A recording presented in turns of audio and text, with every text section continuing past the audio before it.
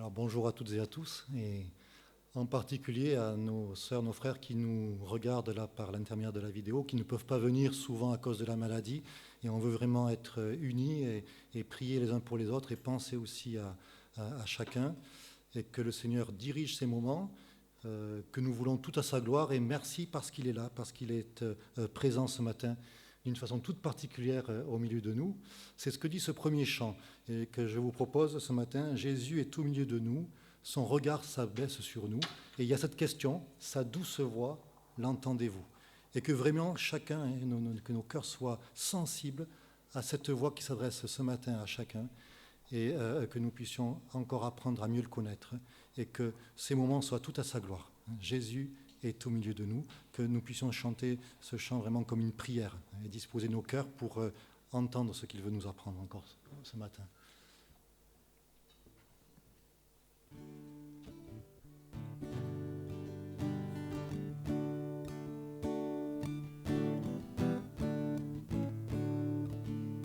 Jésus est au milieu de nous, son regard s'abaisse sur nous, sa douce voix l'entendez-vous? Je veux vous bénir tous, je veux vous bénir tous, sa douce voix l'entendez-vous? Je veux vous bénir tous. Jésus est au milieu de nous, son regard s'abaisse sur nous, sa douce voix l'entendez-vous? Je veux vous sauver tous, je veux vous sauver tous, sa douce voix l'entendez-vous? Je veux vous sauver tous. Jésus est au milieu de nous, son regard s'abaisse sur nous, sa douce voix l'entendez-vous? Oh, je vous aime tous, oh, je vous aime tous, sa douce voix l'entendez-vous? Oh, je vous aime tous. Pour prier pour commencer ces moments. Notre Seigneur, notre Dieu, merci parce que, comme le dit ce chant, tu es là au milieu de nous. Tu nous l'as promis, Seigneur, dans ta parole et nous voulons vraiment, Seigneur, être reconnaissants pour ta présence. Seigneur, ce n'est pas un rassemblement ordinaire, mais tu es là, Seigneur, d'une façon toute particulière. Et c'est vrai, Seigneur, que ton amour est déversé sur chacun. Merci, Seigneur, parce que ce sont des moments pendant lesquels tu veux parler à nos cœurs. Rends-nous, Seigneur, sensibles à ta parole. Que nous puissions, Seigneur, ce matin apprendre à mieux te connaître. Que nous puissions aussi t'apporter toute la gloire, toute la louange.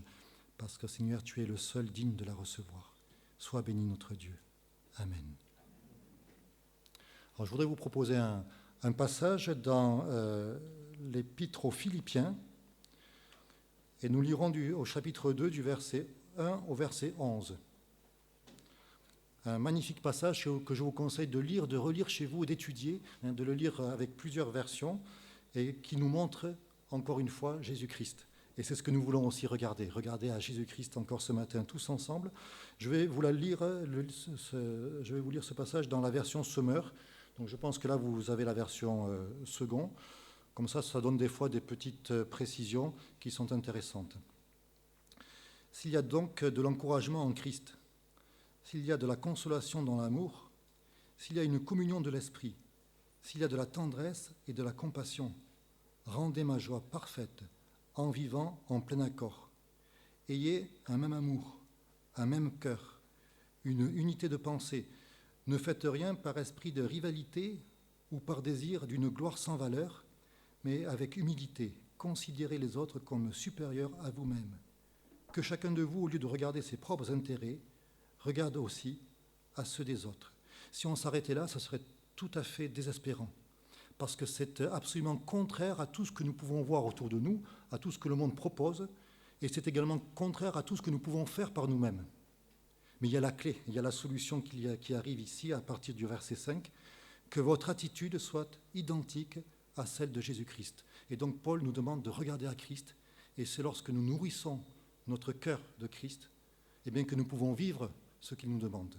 Que votre attitude soit identique à celle de Jésus-Christ, lui qui est de condition divine. Il n'a pas regardé son égalité avec Dieu comme un butin à préserver, mais il s'est dépouillé lui-même en prenant une condition de serviteur, en devenant semblable aux êtres humains. Reconnu comme un simple homme, il s'est humilié lui-même en faisant preuve d'obéissance jusqu'à la mort, même la mort sur la croix. C'est aussi pourquoi Dieu l'a élevé à la plus haute place et lui a donné le nom qui est au-dessus de tout nom, afin qu'au nom de Jésus, chacun plie le genou dans le ciel, sur la terre et sous la terre, et que toute langue reconnaisse que Jésus-Christ est le Seigneur, à la gloire de Dieu le Père. Et je vous relis juste les versets 7 et 8. Il s'est dépouillé lui-même en prenant une forme de serviteur. En devenant semblable aux hommes, il apparut comme un vrai homme. Il s'est humilié lui-même, se rendant obéissant jusqu'à la mort, même jusqu'à la mort de la croix. Et je vous propose 2 chants maintenant. Le premier chant qui est basé sur le chapitre 53 d'Ésaïe et qui donc nous montre cette humiliation de Jésus-Christ, mais qui nous montre aussi sa victoire. C'est le chant « Homme de douleur ». Et puis le deuxième chant, c'est ce chant qui dit « En Jésus seul ». Et c'est un chant qui affirme que nous sommes au bénéfice de cette victoire. Que lorsque Christ est mort sur la croix, nous sommes morts avec lui. Lorsqu'il est ressuscité, nous sommes ressuscités aussi avec lui et nous sommes au bénéfice de cette victoire. Je vous propose donc ces 2 chants. Ceux qui veulent peuvent se lever, mais sentez tout à fait vous libres pour chanter assis ou pour chanter debout. Donc, homme de douleur et en Jésus seul.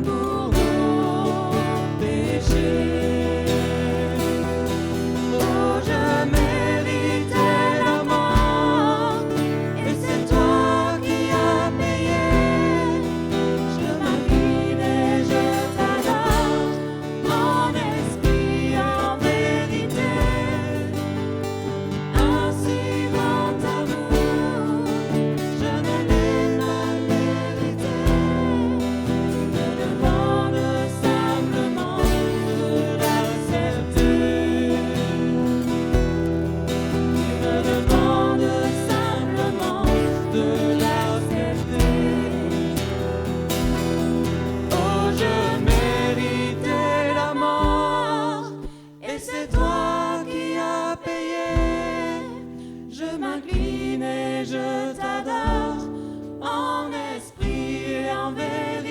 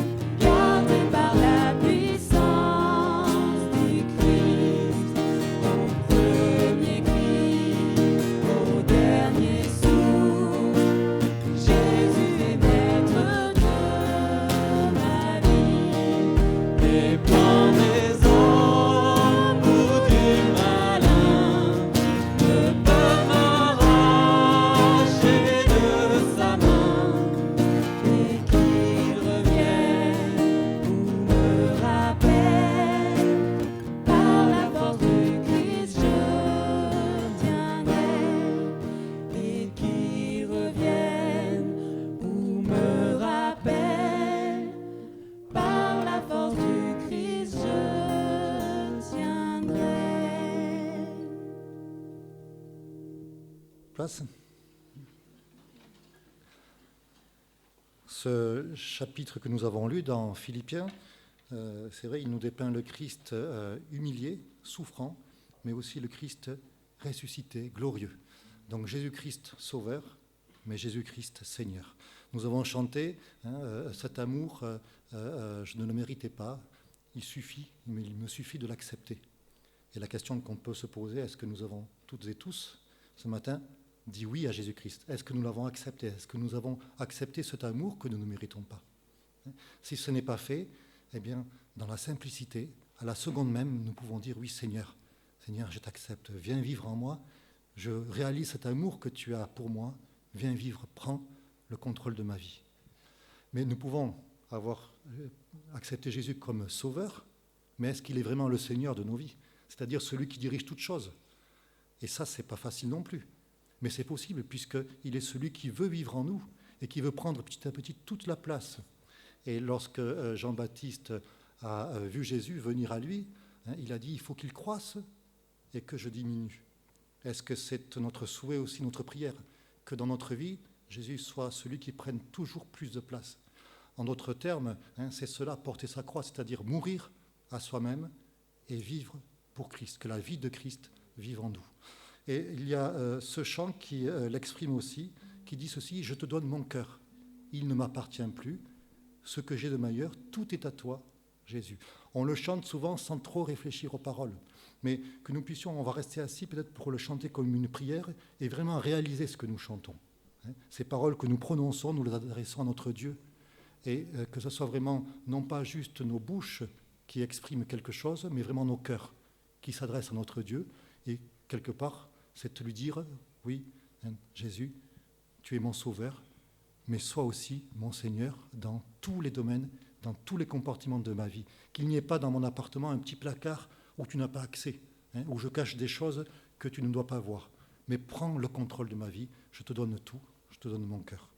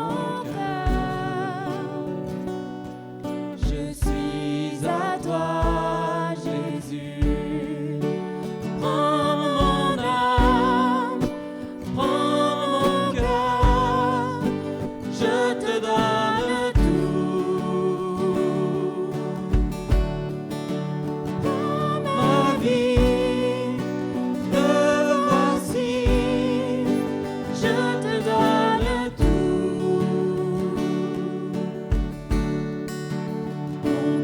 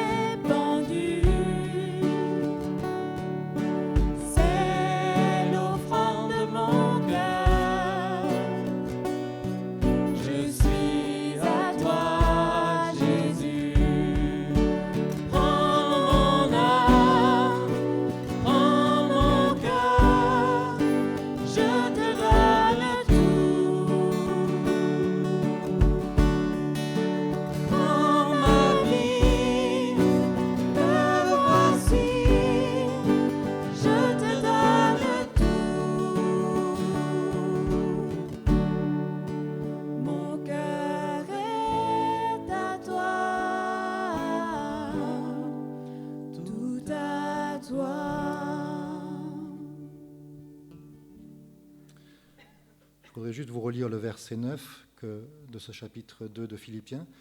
C'est pourquoi aussi Dieu l'a souverainement élevé. Il lui a donné le nom qui est au-dessus de tout nom, afin qu'au nom de Jésus, tout genou fléchisse dans les cieux, sur la terre, sous la terre, et que toute langue confesse que Jésus-Christ est Seigneur, à la droite de Dieu le Père. Le nom qui est au-dessus de tout nom. Lorsque nous venions là tout à l'heure avec Pascal, sur la route, là, il y avait une voiture brûlée, sans doute une voiture qui a été volée et qui a été ensuite incendiée. Et on se disait, mais comment on peut faire des choses pareilles, là, détruire un objet qui quand même a de la valeur? Et on disait, mais finalement, on se rend compte que le monde est en ébullition. Et ça, encore, c'est une chose qui est pas très très importante.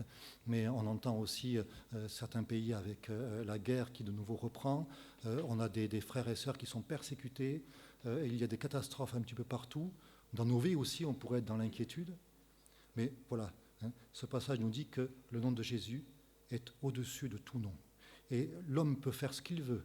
Le diable peut se manifester de toute manière. Mais de toute façon, c'est Jésus-Christ qui est au-dessus de tout. Et nous voulons vraiment exprimer cela, qu'il n'y a pas d'autre nom plus élevé que celui de Jésus-Christ, celui qui est notre Sauveur et notre Seigneur, celui qui règne, celui qui dirige toutes choses, même si souvent nous ne comprenons pas, même si nous ne voyons pas qu'il dirige toutes choses, il est au-dessus de tout et il conduit tout. Et il conduit tout selon son plan, pour notre bien et pour sa gloire. Et il y a ce chant qui dit « Dans les cieux et sur la terre », il n'est aucun nom plus doux, aucun que mon cœur préfère, sinon Jésus-Christ, mort pour nous. Peut-être qu'on peut se lever si vous le souhaitez pour chanter ce chant.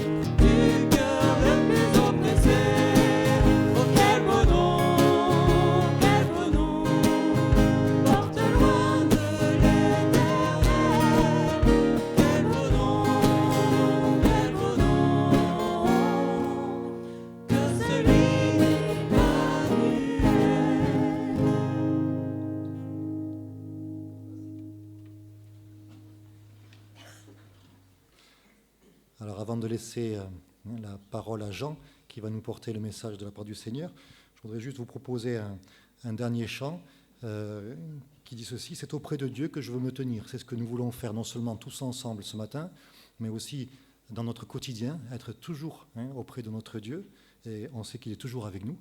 Et ce chant dit aussi, alors je ne me rappelle pas bien les paroles, est-ce que tu peux Oui, très bien. Tu peux passer aussi l'autre couplet peut-être? Voilà, je voudrais grandir auprès de lui et entendre le son de sa voix. Et vraiment que nous puissions aussi réaliser qu'à travers la bouche de notre frère et par sa parole, eh bien, notre Dieu veut parler à nos cœurs, veut nous faire grandir, et nous voulons discerner sa voix. Et que ce soit vraiment la disposition de nos cœurs ce matin, nous tenir auprès de lui pour apprendre à mieux le connaître. Donc chantons ce chant, c'est auprès de Dieu que je veux me tenir.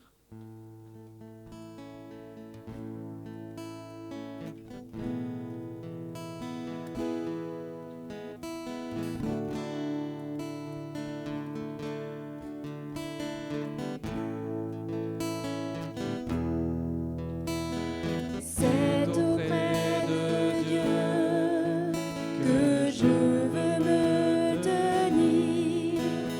Il est mon Seigneur, mon roi. C'est auprès de Dieu que je peux ressentir tout l'amour qu'il a pour moi. Et c'est auprès de Dieu que je voudrais grandir, entendre le son de sa voix.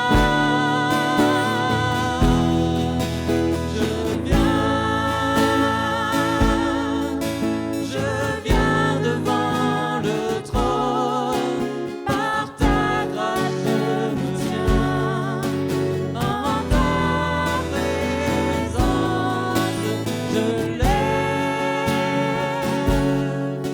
les yeux vers le lieu saint pour contempler ta face.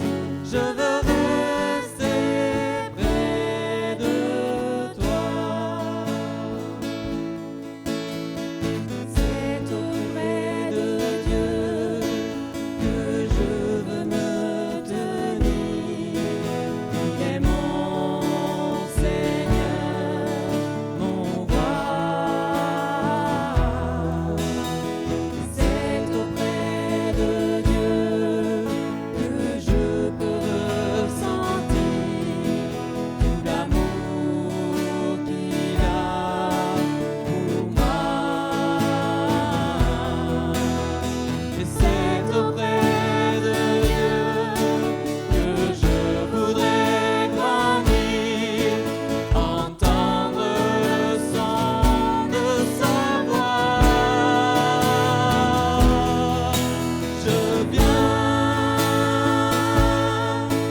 Je viens devant le trône, par ta grâce je me tiens, en ta présence je lève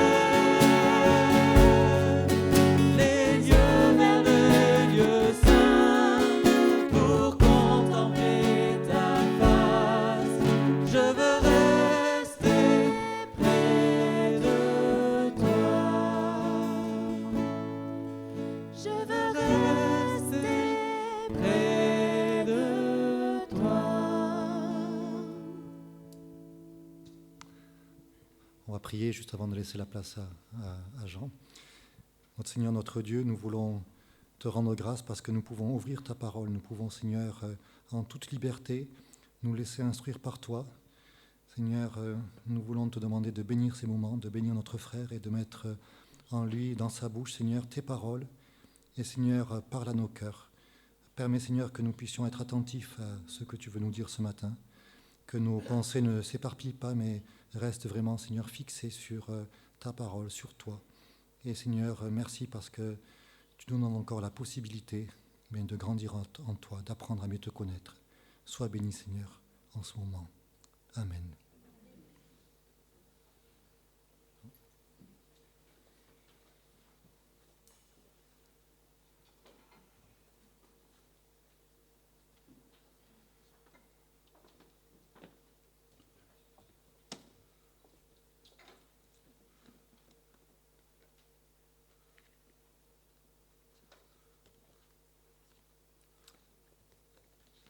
Merci à notre frère.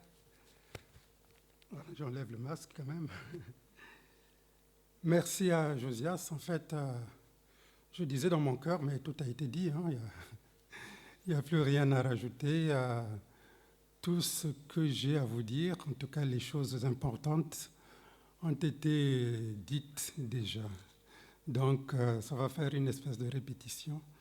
Et pour nous, c'est salutaire, hein, c'est ce que dit l'apôtre Pierre. Hein, je ne cesse de vous redire les mêmes choses parce que c'est salutaire. C'est vrai que nous sommes dans une période de Covid où les gens n'ont jamais été aussi religieux. Je ne sais pas si vous avez remarqué. Toute une panoplie de pratiques plus ou moins douteuses, des manipulations, nous sont proposées sur les réseaux sociaux. Et les gens se tournent de plus en plus vers des fables, des complotistes, des gourous, ceux qui adorent des reliques, les guérisons à distance, guérisons par Internet, etc. Tout fleurit sur les réseaux sociaux. Et à mesure que l'épidémie perdure, une sorte d'angoisse collective semble gagner la planète entière et le monde chrétien, malheureusement, n'échappe pas à cette vague déferlante. Et pourtant, comme disait Josias, Dieu n'est pas pris au dépourvu. Dieu n'est pas pris au dépourvu, il maîtrise tout. Et il y a un attribut de Dieu dont il est bon de se rappeler en ces moments difficiles, c'est que Dieu est appelé le Dieu bienheureux. Par exemple, si vous prenez 1 Timothée, chapitre 1, verset 11, 1 Timothée 1, 11, je ne sais pas si on peut l'afficher, il est dit « Conformément à l'évangile de la gloire du Dieu bienheureux, évangile qui m'a été confié. Dieu est appelé bienheureux, c'est-à-dire qu'il vit dans une plénitude qu'aucun événement extérieur ne peut venir troubler. Et c'est cette plénitude d'ailleurs que notre Seigneur Jésus voulait que ses disciples aient au moment de son départ. Parce qu'il dit par exemple dans l'évangile de Jean, Jean 15, 11, il est dit « Je vous ai dit ces choses afin que ma joie soit en vous et que votre joie soit parfaite. » Et aussi dans Jean 17, 13, « Et maintenant je vais à toi et je dis ces choses dans le monde afin qu'ils aient en eux ma joie parfaite. » Et l'apôtre Paul écrira plus tard aux Philippiens, aux Thessaloniciens en disant, dans 1 Thessaloniciens chapitre 5, verset 16, 1 Thessaloniciens 5, 16, il dit « Soyez toujours joyeux. » Ce n'est pas évident hein, d'être toujours joyeux. Et en tant qu'enfants de Dieu bienheureux, nous devrions, nous aussi, avoir le caractère de notre Père, c'est-à-dire être des enfants bienheureux. Mais force, malheureusement, est de constater, je ne sais pas pour vous, mais pour moi, je ne suis pas toujours bienheureux. Je ne suis pas toujours dans cette paix, dans cette joie que les événements extérieurs ne viennent pas troubler. Et juste un petit détail, nous allons parler de la joie, nous parlons de la joie, mais la joie dont il est question ici n'est pas la joie, la gaieté que nos émotions peuvent nous donner. Non, non, non. Il s'agit d'une joie beaucoup plus profonde. Il s'agit de la joie intérieure du cœur, c'est-à-dire celle qui est au plus profond de nous-mêmes. Parce que, comme tous les hommes, le chrétien peut traverser des périodes de tristesse. D'ailleurs, l'apôtre Pierre nous dira, dans 1 Pierre 1,6, C'est là ce qui fait votre joie, c'est-à-dire la joie du cœur. Quoique maintenant, puisqu'il le faut, vous soyez attristés. C'est donc qu'il y a une tristesse qui est là. Pour un peu de temps, par diverses épreuves. Oui, l'enfant de Dieu n'échappe pas à la tristesse dans son âme. C'est pourquoi nous ne devons pas nous culpabiliser, arrêtons de nous culpabiliser, lorsque nous traversons des moments difficiles. N'essayons pas de croire que nous sommes des chrétiens de seconde zone et que les autres sont toujours bien heureux, bien joyeux, et c'est des chrétiens de première zone. Non, nous sommes tous égaux et nous avons tous nos moments de tristesse. Mais si nous avons nos moments de tristesse, si notre Père est appelé bienheureux, quand même, comment se fait-il que nous soyons tellement bouleversés lorsque les choses vont mal et que nous sommes affectés par les choses de ce monde à un point tel que plusieurs personnes suivent vraiment ce qui se passe dans les réseaux sociaux. Et c'est dommage pour un chrétien de suivre la vague déferlante qui existe dans les réseaux sociaux. Oui, notre cœur peut être dans la tristesse. Et le Seigneur lui-même, d'ailleurs, n'oublions pas qu'il a connu lui aussi la tristesse. Si vous prenez Matthieu 26, 38, Matthieu chapitre 26, verset 38, il leur dit alors, « Mon âme est triste jusqu'à la mort. » Mon âme est triste jusqu'à la mort. Le Seigneur, lui, qui est appelé bienheureux, il a traversé aussi des moments de tristesse.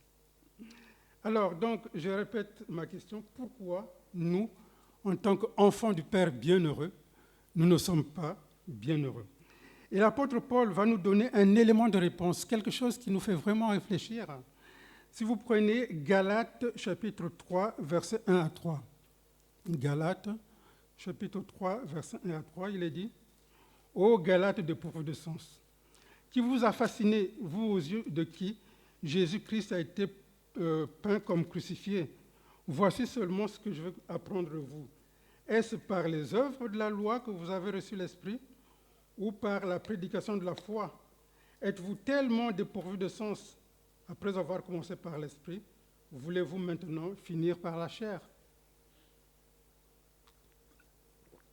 Voilà une partie de nos problèmes.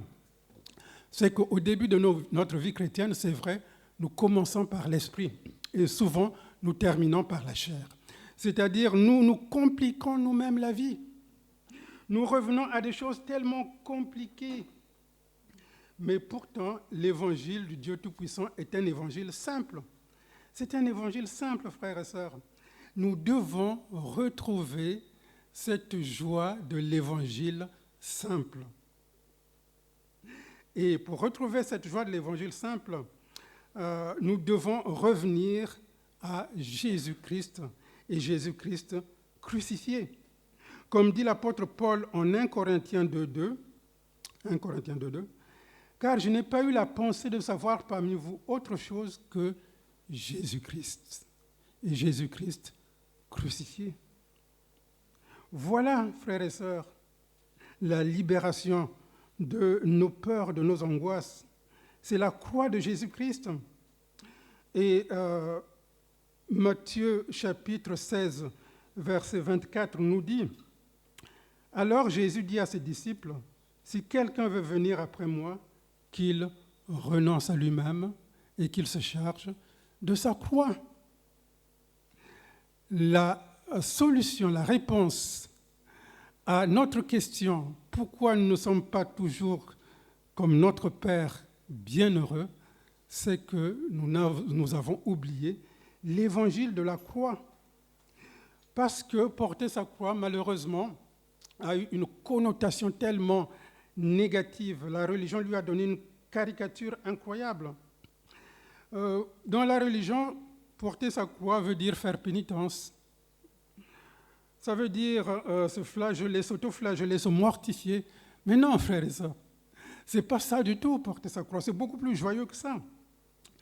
Porter sa croix veut dire simplement que nous croyons en l'œuvre de Jésus-Christ sur la croix pour nous-mêmes. Nous prenons l'œuvre de Jésus-Christ sur la croix pour nous-mêmes. Qu'est-ce que ça veut dire? Ça veut dire que quand Christ a été crucifié, j'ai été crucifié avec lui parce que Dieu m'avait pris et m'avait mis en Jésus-Christ. C'est difficile à comprendre, mais pourtant c'est une réalité spirituelle. J'étais en Christ quand Christ était sur la croix. Et quand Christ a été frappé sur la croix, quand il est mort sur la croix, moi aussi, avec toute ma pourriture, avec tout mon péché, je suis mort sur la croix du calvaire. Mais Christ n'est pas resté mort, il est ressuscité. Et quand Christ est ressuscité, je suis aussi ressuscité avec lui. Le rôle de la croix, voyez-vous, c'est de me montrer toujours Jésus-Christ crucifié et ressuscité. Ma vieille nature, tout ce que je suis, c'est terminé, c'est fini. Parce que cloué sur la croix du calvaire. Tu me diras, mais ce n'est pas vrai. Regarde ce qui se passe dans ma vie. Oui, c'est vrai que ma vieille nature a été clouée. Mais voyez-vous, c'est un tout petit peu... On donne l'exemple du prince héritier. Quand vous prenez le prince héritier dans les pays où il y a la monarchie, le prince héritier, c'est celui qui sera le roi quand il sera grand. Mais quand il est bébé, quand il est là dans ses couches, il n'est pas moins roi que quand il sera intronisé. Il est tout aussi roi. Il est déjà roi. Et pourtant, il a toute une vie pour apprendre à être roi. Nous aussi, c'est pareil. C'est vrai que nous avons été crucifiés. C'est vrai que notre vieille nature et notre pourriture, c'est fini. Mais pourtant, chaque jour, je dois apprendre à être crucifié. Mais cette vieille nature va revenir et je dois apprendre avec la croix de Christ est là pour justement m'enlever tout cet orgueil, toute cette pourriture, toute cette vieille nature qui ne veut pas obéir à Dieu. Revenir à la croix de Christ. Parce que sinon, je vais constater dans ma vie que, hélas, je ne suis pas bien heureux. Si nous ne portons pas notre croix tous les jours, nous allons porter autre chose. Malheureusement, nous allons, comme on l'a dit au début, nous allons retomber dans la religion. C'est-à-dire dans des choses de façade, des choses que nous faisons parce qu'il faut les faire, des choses qui ne nous donnent pas la joie. Et nous allons retourner dans les rudiments de la religion. Si je ne porte pas ma croix, je vais porter ma religion. Parlons religion maintenant. Qu'est-ce qu'une religion? J'ai regardé dans le dictionnaire biblique Emmaüs. Religion vient de deux mots grecs. Deilos ou dilos, qui veut dire crainte, avoir peur. Et l'autre mot, c'est daimon, qui veut dire, tenez-vous bien, démon. Démon. En fait, une religion, c'est un ensemble de rites et de croyances qui sont destinés à révérer un Dieu ou des dieux. Et ça fait peur. Les gens ont peur. Et c'est pour ça qu'ils sont religieux. Parce qu'ils ont peur. Mais nous allons voir qu'en fait, la religion, c'est plus que ça.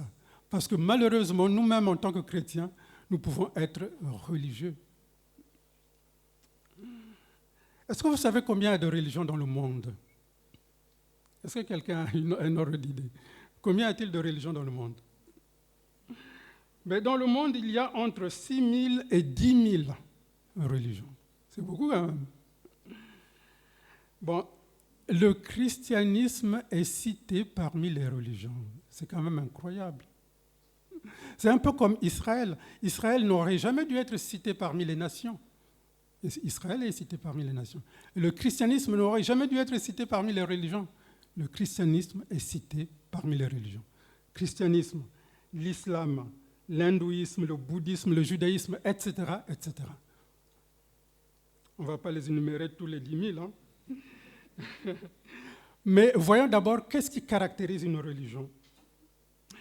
Prenons une histoire bien connue pour voir à quel point la religion peut vraiment nous aveugler, et à quel point un esprit religieux, c'est vraiment quelque chose de néfaste. Prenons l'histoire de la femme samaritaine. Vous vous rappelez? Dans l'évangile de Jean, chapitre 4, les versets 1. Bon, il y a beaucoup de versets et j'ai donc découpé en plusieurs morceaux pour qu'on puisse y voir un peu plus clair. Évangile de Jean. Lisons d'abord les 8 premiers versets. Jean 4, versets 1 à 8. Le Seigneur sut que les pharisiens avaient appris qu'il faisait et baptisait plus de disciples que Jean. Toutefois, Jésus ne baptisait pas lui-même, mais c'était ses disciples. Alors il quitta la Judée et retourna en Galilée. Comme il fallait qu'il passât par la Samarie, il arriva dans une ville de Samarie nommée Sichar, près du champ que Jacob avait donné à Joseph, son fils. Là se trouvait le puits de Jacob. Jésus, fatigué du voyage, était assis au bord du puits. C'était environ la 6e heure. Une femme de Samarie vint puiser de l'eau. Jésus lui dit, « Donne-moi à boire. » Car ses disciples étaient allés à la ville pour acheter des vivres. Voilà la scène. Jésus, fatigué, assis au bord du puits, et une femme samaritaine vient puiser en plein midi. À la 6e heure, ça veut dire midi. Alors là, il y a déjà une question qui se pose. Comment se fait-il que cette femme vient puiser en plein midi? Parce que, rappelons-nous, quand on lit le livre de la Genèse, par exemple, les femmes venaient puiser plutôt le soir. Et là, cette femme vient puiser en plein midi. Et en plein midi, il n'y a personne. Il fait tellement chaud, les gens se reposent. En fait, cette femme fuit le monde, fuit le regard des gens. C'est pour ça qu'elle vient en catimini puiser de l'eau toute seule à midi. Et si nous replaçons la scène dans son contexte, on s'aperçoit que Jésus a fait tomber 4 barrières et il nous donne 4 leçons. La première barrière, c'est la distance qui sépare Dieu de l'homme. Notre texte nous montre que le Dieu créateur est descendu jusqu'à nous. Il s'est abaissé au point de demander à une femme, lui le créateur, Jésus, c'est lui qui a tout créé, c'est lui qui a créé l'eau. Il demande à la femme, donne-moi à boire. C'est incroyable quand même. Notre première vérité, c'est que Dieu est celui qui désire te parler. Il est descendu jusqu'à toi pour te parler. Mais pour parler à ton cœur. Dieu n'est pas le Dieu lointain. Dieu n'est pas vraiment au ciel et il ne s'occupe pas de nous. Dieu est tout proche, là, dans ton cœur. Dans ton cœur. La seconde barrière que Jésus a détruite, c'est la distinction entre l'homme et la femme. N'oublions pas le contexte. Jésus, le Maître, ça discute seul à seul avec une femme. Bon, nous, ça nous ferait peut-être sourire à notre époque, mais à l'époque, c'était quelque chose d'absolument incroyable. Tellement incroyable d'ailleurs que les disciples, quand ils reviennent au chapitre 4, verset 27, si nous lisons Jean 4, 27, là-dessus, arrivèrent ces disciples qui furent étonnés de ce qu'il parlait avec une femme. De ce qu'il parlait avec une femme. C'est interdit pour un maître de discuter seul à seul avec une femme. Jésus a détruit la barrière homme-femme. Il n'y a plus d'homme, il n'y a plus de femme. Dieu s'adresse à l'un ou à l'autre de la même manière. Qui que tu sois, homme ou femme, Dieu s'adresse à toi de la même manière. Troisième barrière, c'est la barrière raciale et religieuse. Jésus, lui, il est juif. Alors n'oublions pas que les juifs n'ont pas de relation avec les Samaritains. C'est la pire race pour un juif. traiter quelqu'un de samaritain, c'est la pure des insultes. Et Jésus, lui, il adresse la parole à une samaritaine. Jésus, le juif, s'adresse à la samaritaine. Notre troisième vérité, Dieu est celui qui désire te parler, quelle que soit ta race, quelle que soit ta religion, Dieu est descendu pour te parler. Jésus a détruit la barrière qui séparait les hommes en races. C'est fini les races, c'est terminé. La quatrième barrière, c'est le mur de sainteté qui sépare Dieu de l'homme. Jésus, lui le saint, parfaitement pur, discute avec qui? Avec une femme qui est pécheresse. Une femme, on va le voir, qui a eu 5 maris. C'est quand même incroyable. Désormais, l'homme peut parler face à face avec Dieu. C'est invraisemblable. Voilà la quatrième barrière détruite. Dieu nous enseigne ici une quatrième vérité, c'est que Dieu est celui qui désire te parler, quelle que soit ta moralité, que tu sois de bonne famille ou de mauvaise famille, quel que soit ce que tu as fait, Dieu désire te parler. Oui, Dieu est tout près de ton cœur, il désire te parler. Homme ou femme, de n'importe quelle race, religion ou moralité, mais de ton côté. Est-ce que tu as des barrières? Est-ce que tu as dressé dans ton cœur des barrières qui font que ton cœur est inaccessible par Dieu? Jésus veut te libérer de ce carcan qui t'empêche de rentrer dans la plénitude du bienheureux, parce que Jésus est venu, pour quoi faire? Pour délivrer les captifs, dont je suis le premier. Et la Samaritaine, est-ce qu'elle est prête à renoncer à sa religion face à la vérité qui est en face d'elle? Regardez ce qu'elle dit, verset 9. Jean 4, 9. La femme samaritaine lui dit, « Comment toi, qui es juif, me demandes-tu à boire à moi, qui suis une femme samaritaine? » Comment ça se fait? La femme est complètement stupéfaite. Elle ne comprend rien. Un juif qui ose briser l'interdit le plus strict entre les Juifs et les Samaritains. C'est du jamais vu. Voilà le vrai visage de la religion. La religion, face à la lumière, veut encore dresser des barrières. La religion ne veut rien entendre, ne veut pas enlever ces barrières. La religion, c'est toi, tu es ceci, moi, je suis cela. Toi, tu es je ne sais pas, de l'église de Pau, moi, je suis de l'église de Tarbes ou d'Oloron ou quelque chose comme ça. Nous dressons des barrières face à la vérité.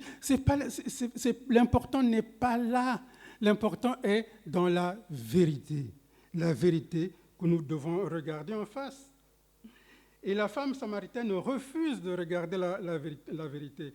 Elle préfère se réfugier dans sa religion qui est faite de mensonges et d'hypocrisie. Un tout petit peu comme nous. Mes coutumes contre tes coutumes, mon peuple contre ton peuple, ma race contre ta race. Voilà ce que nous mettons en avant, au lieu de mettre en avant la vérité. En fait, la religion n'est qu'une façade qui cache notre absence de relation avec Dieu. Pour Dieu, ce qui compte, c'est une relation basée sur l'amour, basée sur la vérité. Voilà le but de Dieu. Et c'est ce que la femme samaritaine n'a pas encore compris. Mais dans sa grâce, Jésus va l'éclairer. Regardez le verset 10. Jésus lui répondit, « Si tu connaissais le don de Dieu, et qui est celui qui te dit, donne-moi à boire, tu lui aurais toi-même demander à boire, et il t'aurait donné de l'eau vive. Voilà ce que Dieu recherche. Une relation basée sur la connaissance de Jésus, le don de Dieu, parce que le don de Dieu, c'est une personne. C'est Jésus, car Dieu a tant aimé le monde qu'il a donné. Mais donné quoi? Son Fils. Le don de Dieu, c'est Jésus. Mais voyez-vous, lorsqu'on est aveuglé par la religion, on confond tout. Toutes les questions matérielles, alors que Jésus parle de questions spirituelles. Tandis que la relation parle des choses spirituelles, la religion, elle ramène tout à des choses matérielles. Regardez ce que dit la femme au verset 11 et 12. « Seigneur, lui dit la femme, tu n'as rien pour puiser, matériel. Et le puits est profond, matériel. D'où aurait donc cette eau vive, matérielle? Es-tu plus grand que notre père Jacob, matériel, qui nous a donné ce puits et qui en a bu lui-même, ainsi que ses fils et ses troupeaux? » Jésus lui parle de l'eau de la vie. Il lui parle du Saint-Esprit. Elle pense à l'eau naturelle, H2O, vous savez. Mais ce n'est pas H2O, c'est Jésus-Christ. C'est Jésus-Christ, le don du Saint-Esprit. L'eau dont il est question ici, c'est l'eau que nous recevons depuis notre nouvelle naissance et qui jaillit jusque dans la vie éternelle. Voilà encore un verset qui confirme qu'on ne peut pas perdre le salut. Si on a reçu cette eau, elle va rejaillir jusque dans la vie éternelle. Mais voyez-vous, le fruit de la religion, ce n'est pas la vérité, ce n'est pas la clarté, ce n'est pas la lumière, c'est la confusion. La confusion. Mais dans sa grâce, Jésus va éclairer une fois de plus la femme. Versets 13 et 14, Jésus lui répondit, « Quiconque boit de cette eau aura encore soif. Mais celui qui boira de l'eau que je lui donnerai n'aura jamais soif. » Donc il n'est pas question de l'eau naturelle. Et l'eau que je lui donnerai deviendra en lui une source d'eau qui jaillira jusque dans la vie éternelle. Voilà ce que Jésus voulait que la femme comprenne. Frères et sœurs, si nous buvons aux sources d'eau de ce monde, nous aurons encore soif. Toujours. Jamais satisfait, une philosophie qui contredit une autre, une religion qui contredit une autre, une pensée qui contredit une autre, la confusion totale. Regardez seulement avec le Covid. Toute cette confusion de loi, de contre-loi, de vérité, contre-vérité, il faut faire ceci. Ah non, il ne faut pas faire cela. C'est incroyable. C'est ça l'esprit de la philosophie humaine. Le cœur humain, c'est la confusion. Mais dans sa grâce, Jésus nous éclaire par le Saint-Esprit, parce qu'il est impossible de comprendre les choses de Dieu si nous n'avons pas en nous cette eau vive. C'est impossible. Impossible. Parce que le psalmiste dit, psaume 36, 9, « Car auprès de toi est la source de la vie, par ta lumière, nous voyons la lumière. » Sans ta lumière, il est impossible de voir la lumière. Sans le Saint-Esprit, il est impossible de comprendre les choses de Dieu. La religion n'éclaire pas. Au contraire, elle maintient dans la confusion. La Samaritaine ne comprend toujours pas les choses spirituelles. Elle pense encore à l'eau physique. Regardez le verset 15. La femme lui dit, « Seigneur, donne-moi cette eau, afin que je n'ai plus soif et que je ne vienne plus puiser ici. » Mais ce n'est pas de l'eau naturelle dont il s'agit, Madame la Samaritaine. Mais non, mais pas du tout. Mais vous remarquerez que cette femme samaritaine a fait un petit progrès. Vous l'avez remarqué? Parce que pour la première fois, elle va exprimer un besoin. Seigneur, donne-moi cette eau. Et là, c'est le tournant de notre histoire. C'est qu'à partir du moment où la Samaritaine a exprimé un besoin, Jésus peut maintenant agir. Voyez-vous, tant que nous n'exprimons pas nos besoins à Dieu, tant que nous nous sentons suffisamment forts pour affronter les choses, ou tant que nous avons peur ou honte, ou que sais-je, et que nous n'arrivons pas à exprimer les choses à Dieu, Dieu ne peut rien faire pour nous. Mais dès l'instant que nous exprimons nos besoins à Dieu, alors là, tout devient possible. Et c'est ce que Job a d'ailleurs expérimenté. Regardez Job 42. Job 42, les versets 1, 2, 5 et 6. Job répondit à l'Éternel, « Je reconnais que tu peux tout et que rien ne s'oppose à tes pensées. Mon oreille avait entendu parler de toi, mais maintenant, mon œil t'a vu. C'est pourquoi je me repens. Je t'exprime mon besoin, je me réponds. Oui, je croyais te connaître, mais en réalité, je gardais tout pour moi. J'étais même furieux contre toi. Comment Dieu peut-il punir un homme aussi juste que moi? Mais j'étais complètement dans l'erreur, simplement parce que je pensais que je n'avais pas de besoin. Je pensais que je n'avais pas de besoin.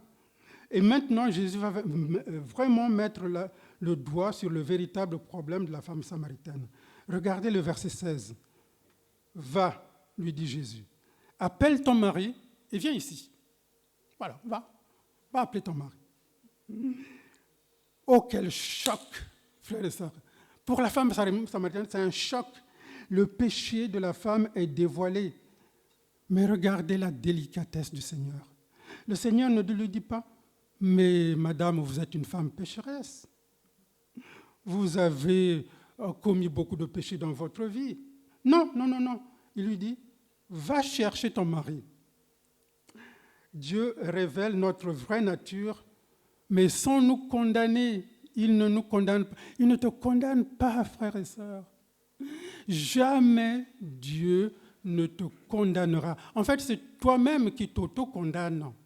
En refusant d'exprimer ton besoin à Dieu, tu te condamnes toi-même. Dieu ne condamne pas. Au contraire, il cherche à gagner par la douceur. Par la douceur. Dieu est celui qui parle à notre cœur. Et remarquez qu'à partir de maintenant, les échanges vont devenir de plus en plus brefs. Parce que la femme samaritaine lui dit au verset 17, « Je n'ai point de mari. » Et remarquez encore une fois la délicatesse du Seigneur. Il lui dit, « Tu as raison. » C'est quand même un bon moyen d'évangélisation, n'est-ce pas? On ne s'oppose pas de front à quelqu'un, mais la moindre chose positive, on la met en valeur. Tu as raison. C'est-à-dire que tu es une femme qui dit la vérité. Tu as raison. Tu as eu raison de dire « je n'ai point de mari », car tu as eu 5 maris, et celui que tu as maintenant n'est pas ton mari. En cela, tu as dit vrai. Tu es une femme de vérité. Jésus encourage la femme. Allez, vas-y. En fait, Jésus veut provoquer chez la femme une conviction de péché. Jésus encourage la femme pour que la femme ait dans son cœur une conviction de péché, en vue d'une repentance à salut. Mais voyez-vous, l'ego a la vie dure, et l'ego de la femme ne résiste pas. Elle a la vie dure. Regardez, plutôt l'ego de la femme plutôt résiste au Seigneur. Regardez ce qu'elle dit au verset 19 et 20. « Seigneur, lui dit la femme, je vois que tu es prophète. Nos pères ont adoré sur cette montagne et vous dites, vous, que le lieu où il faut adorer est à Jérusalem. » Se sentant découverte, la femme, elle botte en touche. Lorsque la lumière vient dans ma vie, je préfère détourner la conversation. Parlons d'autre chose. Juifs, Jérusalem, voilà, parlons de ça. Mais surtout, ne parlons pas de moi. Détourne tes regards de moi, car il me trouble. Détourne tes regards de moi. C'est un peu filou, vous voyez. C'est le serpent. On se sent découvert, alors on tergiverse, on botte en touche. Est-ce que toi, en ce moment, tu n'es pas en train de botter en touche? Est-ce que tu n'es pas en train de dire, bon, ok, ça c'est la femme samaritaine, non? Moi, c'est tout à fait différent. Tu bottes en touche parce que Dieu est en ce moment en train de parler à ton cœur. Je t'en supplie, arrête de botter en touche. Arrête de parler de nos pères. La lignée familiale, vous savez, moi, je ne suis pas n'importe qui. Chrétien, né de chrétien, né de chrétien, né de chrétien, jusqu'à 5, 10, 20e génération, je suis descendant d'une famille chrétienne de renom. Non, ça ne te sauvera pas. N'essayons pas de botter en touche. Les Samaritains montent sur la montagne pour adorer. Vous avez vu? Voilà le vrai visage de la religion. La religion, c'est monter pour aller à la rencontre de Dieu. Et pas du tout. La relation, c'est Dieu qui est descendu vers l'homme.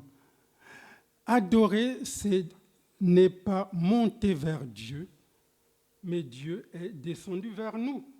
Mais dans son immense patience, Jésus va éclairer encore une fois de plus la femme samaritaine. Oh, quelle patience il a fallu pour que je puisse plier les genoux devant Dieu.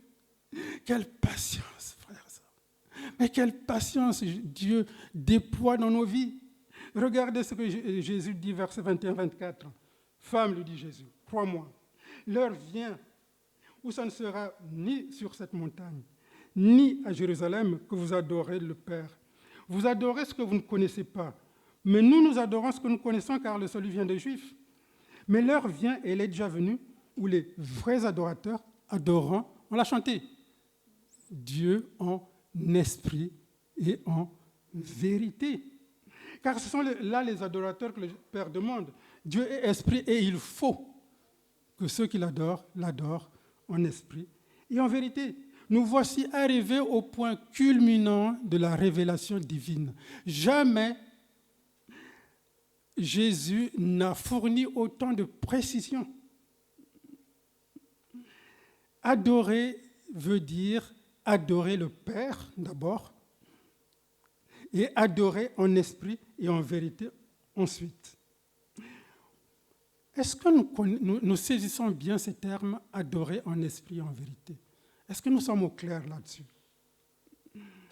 Adorer en esprit veut dire que ce ne sont pas des formes extérieures d'une religion complètement hypocrite.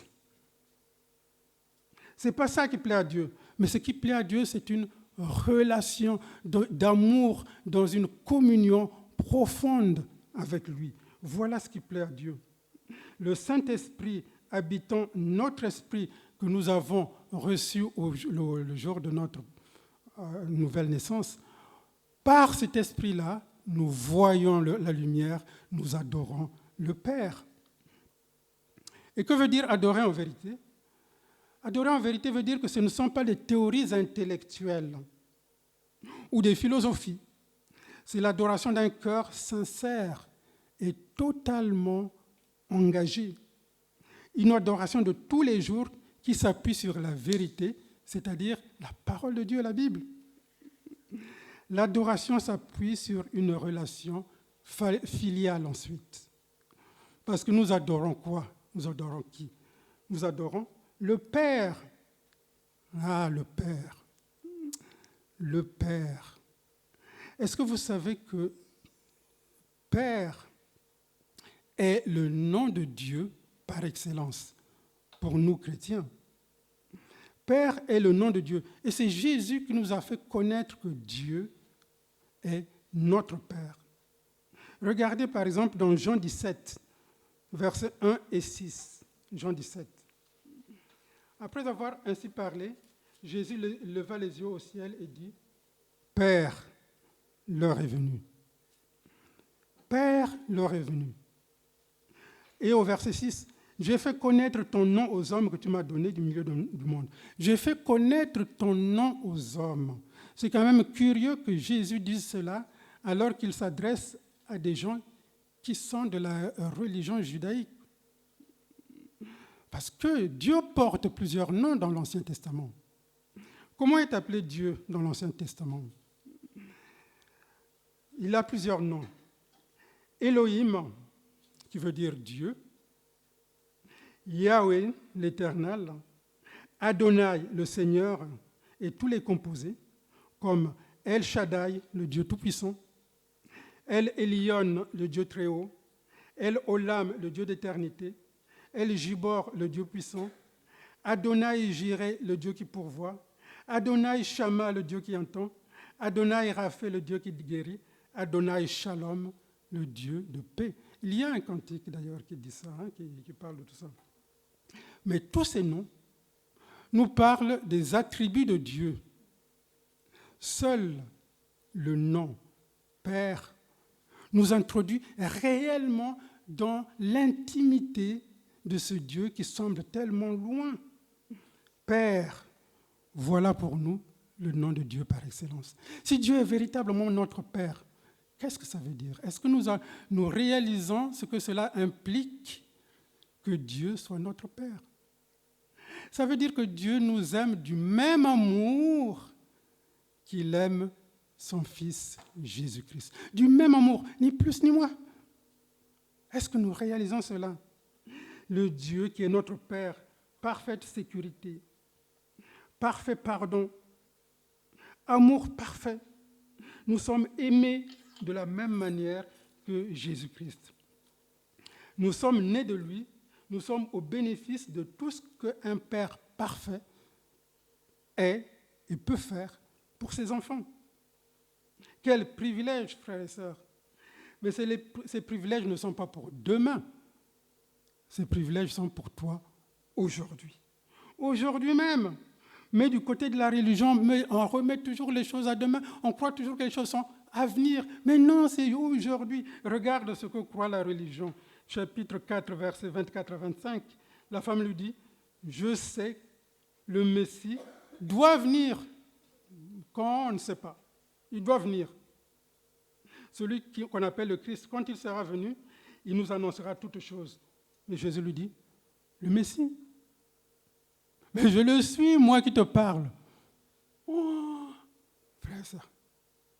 Quelle révélation. Jamais Jésus n'a été aussi clair sur sa personne. Même les chefs religieux n'ont jamais reçu une telle révélation de Jésus. Jésus est le Messie. C'est clair, net, sans bavure. Nous avons atteint le summum de la révélation divine.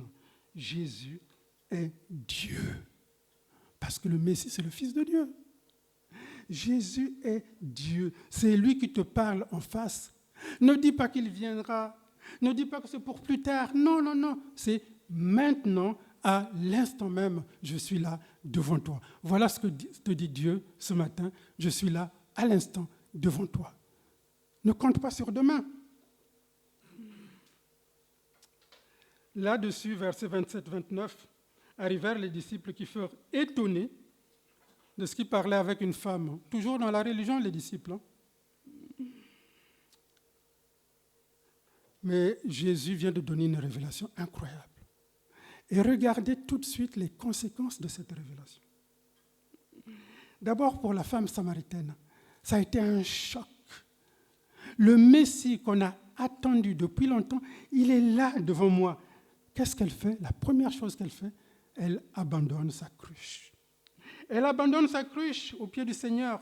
La cruche qu'elle abandonne au pied du Seigneur, c'est le symbole de son ancienne vie, cette vie de péché, cette vie qui a peur, qui vient en plein midi pour puiser de l'eau. Cette vie, elle l'abandonne au pied du Seigneur. Ouais. Quand la révélation de Dieu touche ton cœur, tout de suite, tu abandonnes ta cruche. Mais ce n'est pas terminé. Elle rentre dans un changement total. Elle qui se cachait, elle qui avait honte, elle qui avait peur, la voici maintenant qui devient évangéliste. Elle évangélise avec une joie incroyable. La joie du salut, regardez comment elle est. Elle est tellement heureuse, elle n'a plus honte, elle n'a plus peur, elle a peur de personne. Elle parle de Jésus à tout le monde. Venez voir, vite, vite, venez voir. Celui qui m'a parlé, n'est-il pas le Christ, le Messie? Quelle joie, frères et sœurs. elle est rentrée dans la joie du Dieu bienheureux. Voilà ce que fait la croix de Christ. À l'instant même, tu abandonnes ta cruche et tu rentres dans la joie du Dieu bienheureux. Et chose que tu ne pouvais pas faire auparavant, Dieu te donne la force et la capacité de pouvoir les réaliser. Fini la honte, fini la timidité, fini ceci, fini cela. C'est maintenant Dieu qui parle dans ton cœur.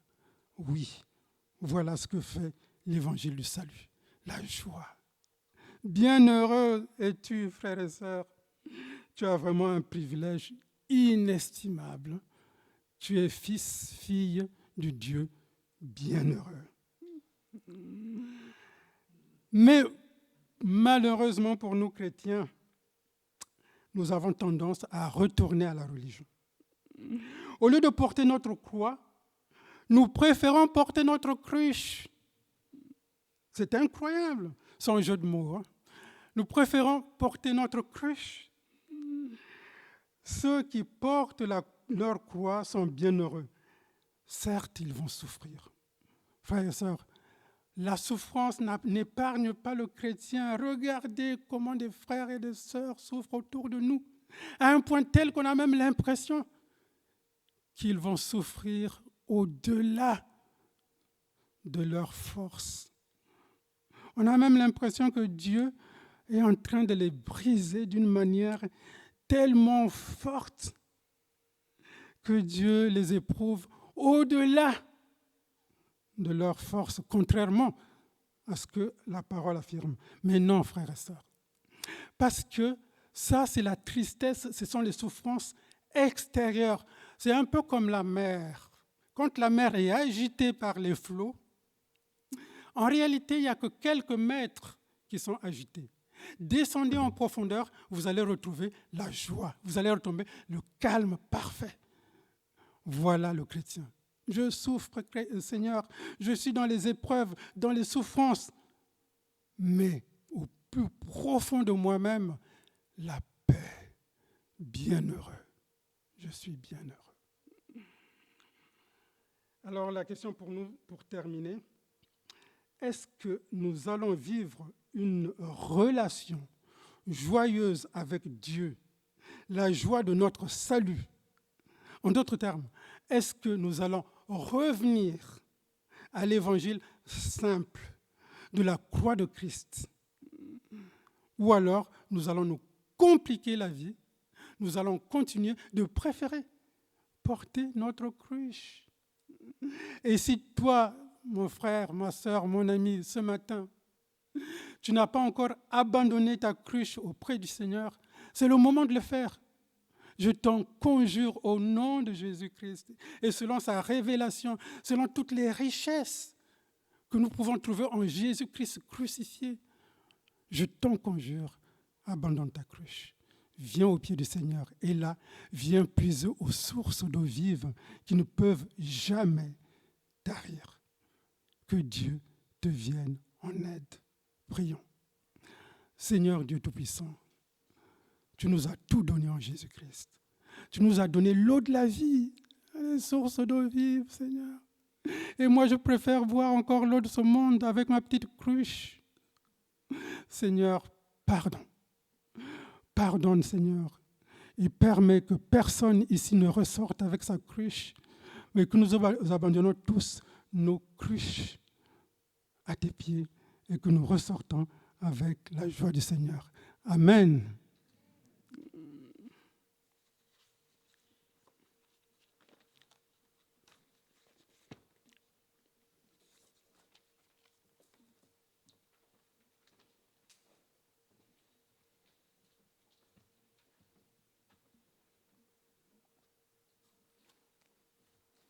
Merci Jean, merci au Seigneur. Et c'est vrai que nous puissions revenir à la simplicité de l'Évangile, ne vouloir autre chose que Jésus-Christ, et Jésus-Christ crucifié, et venir à cette eau vive. Jean nous propose ce chant qui dit « J'ai trouvé la paix profonde, j'ai trouvé le vrai bonheur, et la grâce communante a purifié mon cœur. » Et il y a cet encouragement « J'aimerais te voir, mon frère, venir à ces vives eaux. » On peut, si vous le voulez, se lever pour chanter ce chant.